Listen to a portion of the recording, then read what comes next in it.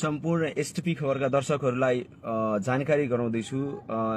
मलाई 2 दिनदेखि एकजना प्रहरीले फोन गरिरहेका छन् र त्यो एसपी साहबको जुन न्युज बजाएको थियो त्यो विषयमा केही जानकारीहरू लिनु छ। यो अनअफिसियल भेटघाट हुनेछ, अफिसियल भेटघाट हुने छैन। मैले उहाँलाई भने मलाई कहाँ आउनुपर्छ र तपाईँ कहाँको प्रहरी हो त्यो बताउनुहोस्। उहाँले आफ्नो परिचय पनि बताउनु भएको छ र उहाँको भनाइ रहेको छ उहाँ मध्य प्रदेश प्रहरी कार्यालयमा कार्यरत इन्सपेक्टर विक्रम शाह हुनुहुन्छ डिआइजी अफिसबाट र डिआइजी अफिसबाट इन्सपेक्टर साहबलाई कुनै जानकारी चाहिएको छ भने म दिन तयार छु। म जहाँ बोलाउनुहुन्छ नेपाल प्रहरीले म त्यहाँ आउन तयार छु।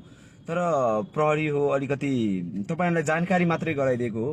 म भेट्न जाँदैछु, तपाईहरुको प्रतिक्रिया राख्नु होला। म भेट्न जाँदैछु, हुन सक्छ अब प्रहरीलाई भेट्न जाँदैछु।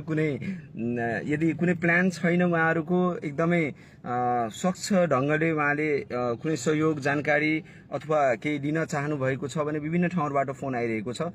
म जानकारीहरु दिइरहेको छु, फोन रिसिभ गरिरहेको छु र सम्बन्धित सरोकारवाला सबैलाई मबाट हुने सहयोग म गर्छु। तर प्रहरीको समाचार हो अनि यसमा डिआइजी साहबको मान्छेले बोलाउनु भएको छ अनि मलाई त्यो कस्तो भयो भने मैले उहाँलाई भने म अफिसै आउँछु नि त, तपाईको अफिसै आउँछु, अफिसमै आएर भेट गर्छु।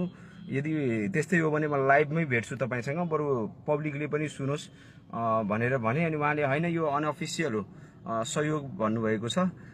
अनअफिसियल हो भने त केही छैन। म उहाँलाई फोन गरे, म उहाँले बोलाएको ठाउँमा जाँदैछु। जुन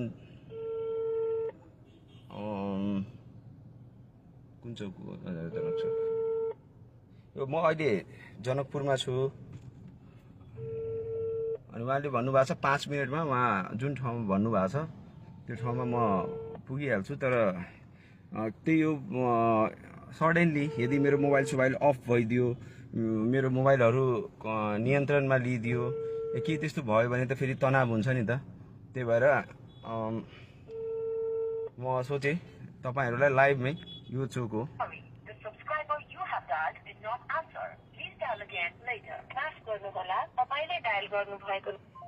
फोन उठाउनु भएन उहाँले।